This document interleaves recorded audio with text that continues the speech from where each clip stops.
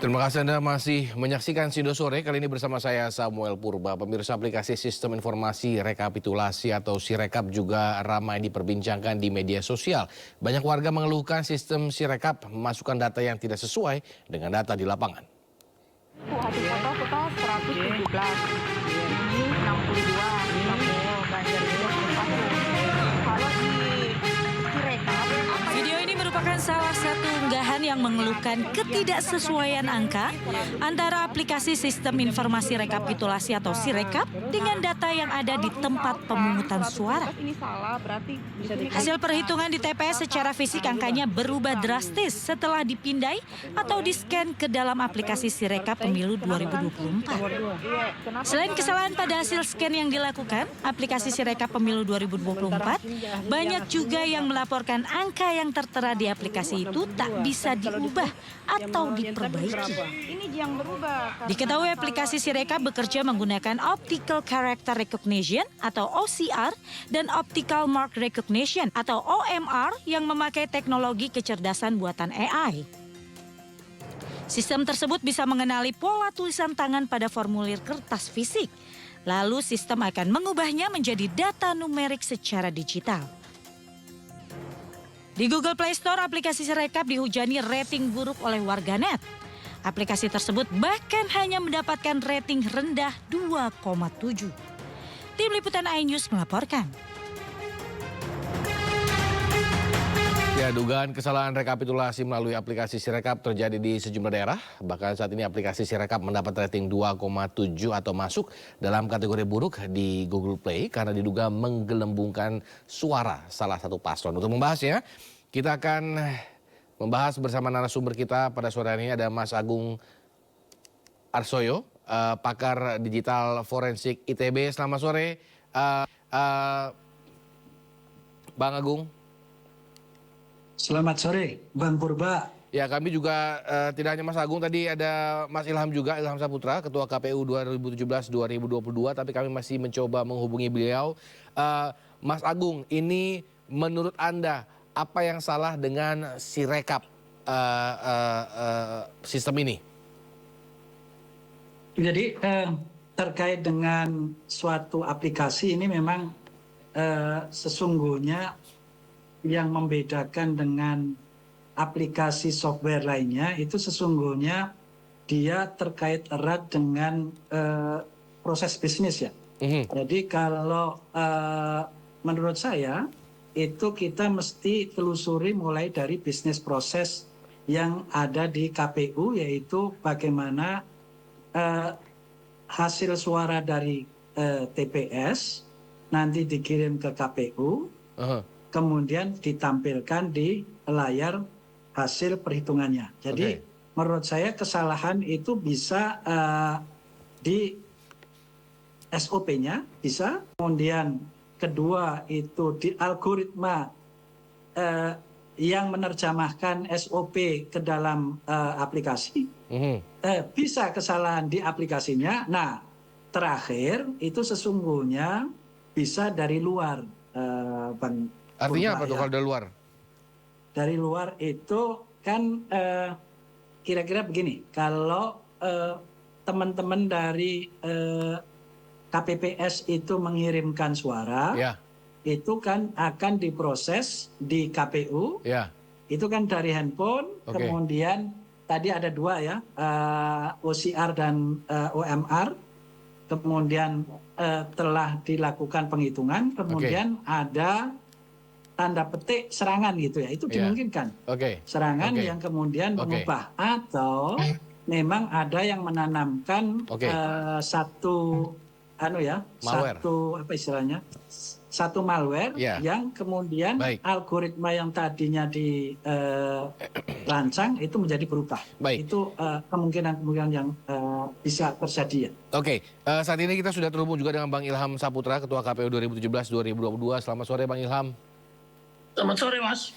Bang, ini tadi sudah mendengar keterangan sedikit mungkin dari Bang Agung Harsoyo ini, tapi bagaimana Anda melihat kisruh Sirekap ini? Ya, seperti tadi sudah disampaikan oleh tim dari Ganjar ya dikatakan bahwa sesungguhnya yang digunakan adalah sebetulnya rekap manual untuk nanti dijadikan hasil resmi gitu ya. Tetapi memang saya sudah sampaikan juga di beberapa media massa bahwa ini meresahkan. Masyarakat tidak tahu kemudian apa kesalahan sesungguhnya yang terjadi dengan Sirekap ini gitu ya. Jadi ini yang membuat masyarakat curiga, masyarakat resah dan sebagainya. Karena memang sekali lagi Sirekap ini dibuat untuk backup ya, untuk untuk transparansi dan juga untuk memastikan bahwa masyarakat tahu terhadap proses rekapitulasi dan tahu hasil dari pemilu 2024 day by day, dari hari ke hari. Nah sebetulnya itu gitu ya, tapi kemudian kalau kemudian ini terjadi maka KPU harus menjelaskan, dan KPU sudah menjelaskan bahwa ada 2.000 lebih yang salah masalah info gitu ya, isi dari hasil rekapitulasinya salah. Nah akan tetapi juga saya ingin sampaikan bahwa ini kemungkinan juga seperti kata Bapak dari ITB tadi, ini kemungkinannya juga adalah kondisi dari petugas KPPS yang salah menulis, sehingga dibaca oleh SCR dan OMR tadi menjadi salah, menjadi kelebihan. Dan kelebihan ini tidak terjadi sebenarnya hanya pada 02, 01 dan 03 juga ada yang salah gitu ya. Nah ini yang terjadi seperti itu. Nah saya kira nih Bapak dari ITB ini kan juga produk ITB Pak. Jadi mungkin bisa dikoordinasikan gitu loh, yang salah apa sebetulnya. Demikian. Bang Ilham, kalau dibandingkan dengan Situng, waktu Anda menjabat, ada perbedaannya nggak kira-kira? Dan sangat berbeda ya. Dan apakah kalau Situng itu adalah digital ini dijadikan patokan hasil akhirnya? Tidak juga. Situng itu juga sudah disclaimer oleh KPU sama seperti Sirekap, dia tidak dijadikan sebagai hasil resmi, tetapi dia hanya alat bantu.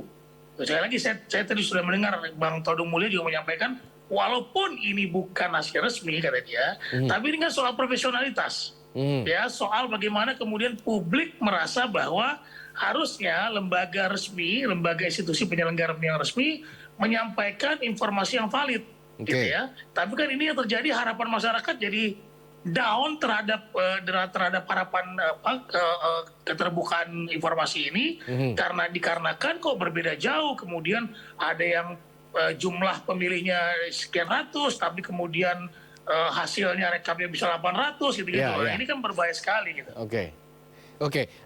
Mas Agung, ini tadi kan Pak Agung tadi Bang Ilham juga mengatakan ini produk ITB katanya.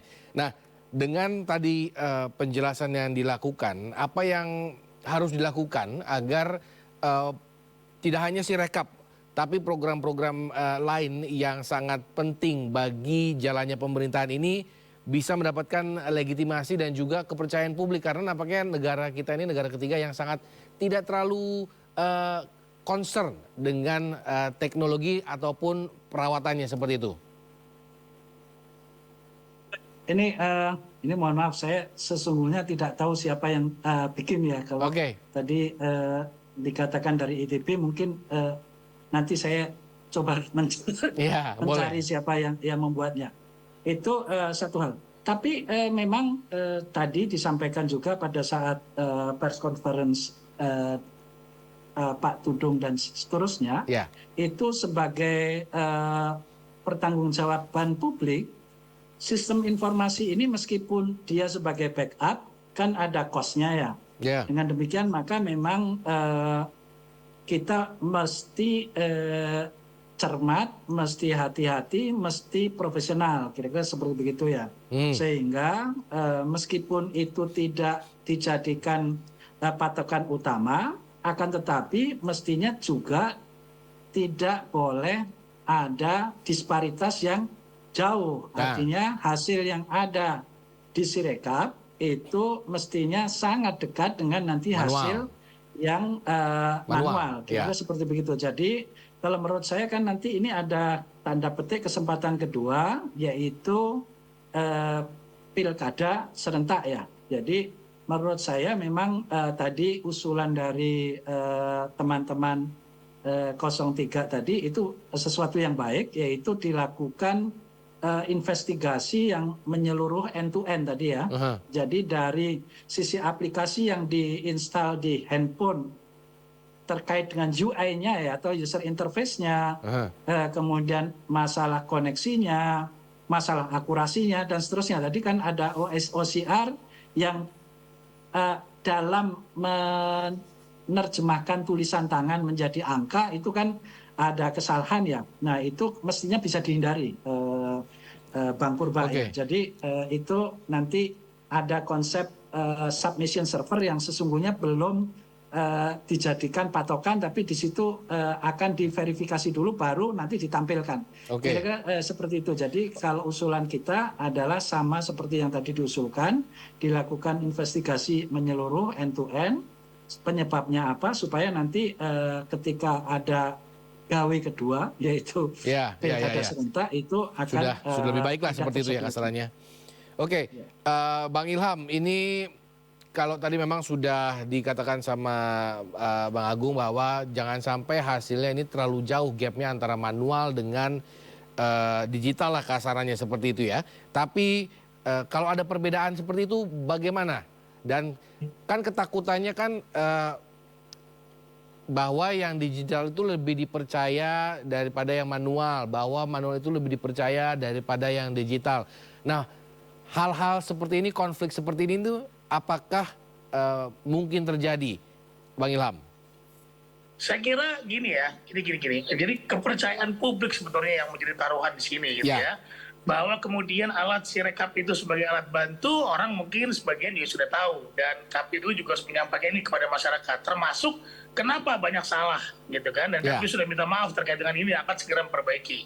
Nah yang kedua yang harus dipahami juga adalah oleh masyarakat, sekali lagi harus saya tekankan, bahwa kalau mau menjaga suara dari sekarang, kawal rekap manual ya mungkin bisa dimulai besok. Dari tingkat kecamatan, kabupaten, provinsi sampai nasional. Itu dijadikan standar resmi. Nah kemudian dikaitkan dengan Sirekap, nah ini tentu Sirekap harus sama dong. Nah dengan hasil manual harusnya selama itu diperbaiki, gitu ya. Ini untuk menjaga kredibilitas penyelenggara pemilu yang sudah berkomitmen untuk kemudian menggunakan Sirekap sebagai alat bantu. Baik. Terima kasih Bang Agung, Bang Ilham, kita tunggu perkembangannya dan perbaikan yang dilakukan oleh KPU dan kawan-kawan terkait Sirekap, dan kita berharap tidak ada konflik yang terjadi antara hasil dari digital maupun dari manual. Kita berharap pemilu ini berjalan dengan lancar sampai akhir. Selamat sore Bang Ilham, Bang Agung. Sore, makasih.